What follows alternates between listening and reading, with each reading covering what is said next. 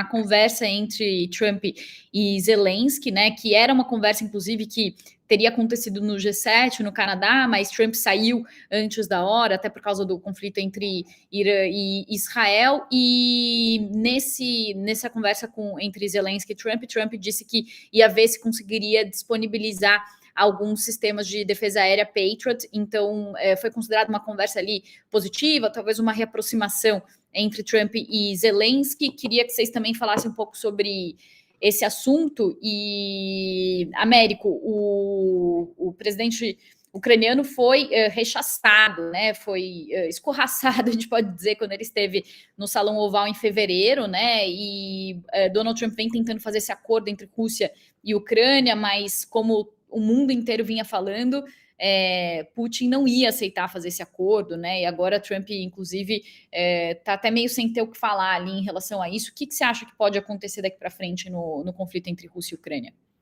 Eu adorei sua observação, que ele está falando muito menos sobre isso, né? Que é um sinal de que ele está perdendo ali o comando do que está acontecendo. Ele chegou a dizer lá atrás que ele poderia estar sendo enrolado pelo Putin, que ele não ia permitir isso, e etc. e tal, e eu acho que ele está percebendo que ele está sendo enrolado pelo Putin, e ele está analisando o que é que ele vai poder fazer. Por isso é que ele evita falar disso. Inclusive, faz gestos à repórter ucraniana lá, que falou que o marido dela estava lutando e que ele ia tentar enviar armas para a Ucrânia, etc.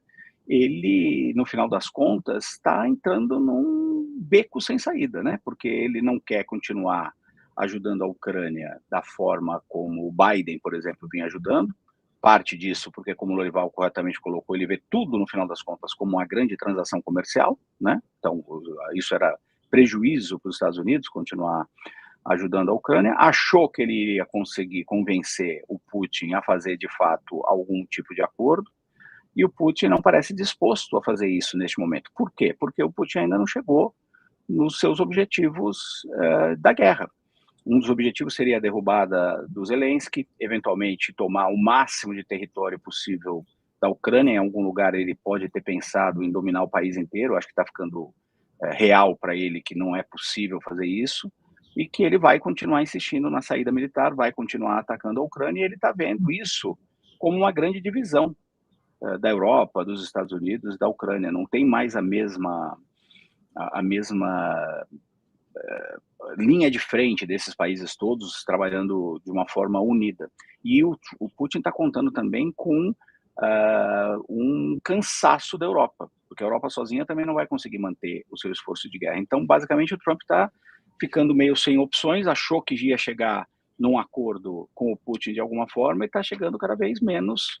Ele não tem nada a mostrar, basicamente. Então, o ideal ali seria ele voltar a uma posição de apoiar a Ucrânia, mas acho que ele avançou tanto nas críticas à própria Ucrânia, ao próprio Zelensky, que ele não vai, e como ele vê tudo do ponto de vista comercial, ele não vai voltar a investir completamente nessa guerra. Então, infelizmente, corre o risco da Ucrânia continuar lutando ali, mas sem ter o apoio que precisa ter. E o Trump não conseguir fazer acordo nenhum com o Putin. Moral da história, vamos ficar nessa guerra, que é uma guerra de atrito nesse momento, com a Rússia avançando poucos metros ali quando avança, e mais sofrimento. Eu não vejo muita saída nesse momento, e não vejo muito movimento do Trump. O que ele pode fazer? Lori?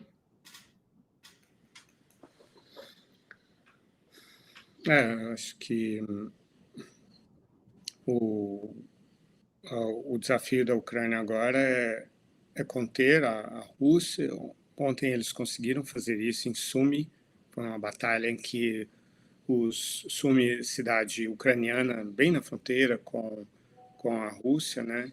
E a Rússia tentou avançar e os ucranianos conseguiram segurar.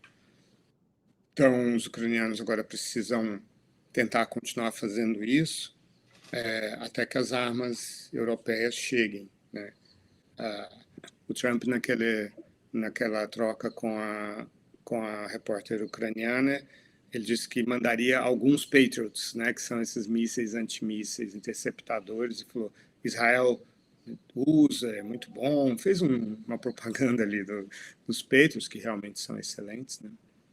Mas ainda é tudo nebuloso, assim, como que os Estados Unidos vão agir, né? Porque o Trump, ele sai de uma conversa com o Zelensky meio sensibilizado, que é o Zelensky que está aprendendo a lidar com o Trump, mas ele tem uma afinidade estrutural pelo Putin, né? Ele admira esses homens fortes, né? Como Putin, Xi Jinping, além de ter muita também simpatia pela Rússia e pelos mais fortes, né? Pela lei do mais forte, pelo fato de a Rússia ter ido lá, né? Tentado invadir a Ucrânia, quer ficar com uma parte da Ucrânia. Ele acha isso bastante ok, assim. Ele não gosta da guerra, não gosta do sofrimento humano, mas ele acha que sim, o mais forte tem o direito de pegar o que quiser, né? Ele falava isso no início, quando o Putin estava bombardeando a Ucrânia, no início do governo desse segundo mandato, o Trump falou: eu também faria o mesmo, tal. Ele pode fazer, então ele faz e tal. Depois ele se queixou que como isso contraria o objetivo dele de conseguir um acordo, né?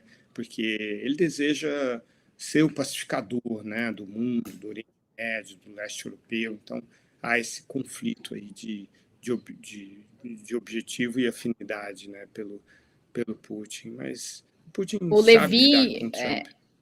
só um parênteses, Lori, porque é exatamente disso que está falando. O Levi Fernandes falou que o problema é que Donald Trump tem medo do Putin. Você concorda? Não, não é medo, é afinidade. Ele gosta de homens fortes, homens que ele considera que são viris, que são poderosos, e gosta de estar com eles, né? Ao lado deles para ser visto como um deles. O Trump, quando jovem, na Guerra do Vietnã, ele escapou do alistamento 5 vezes.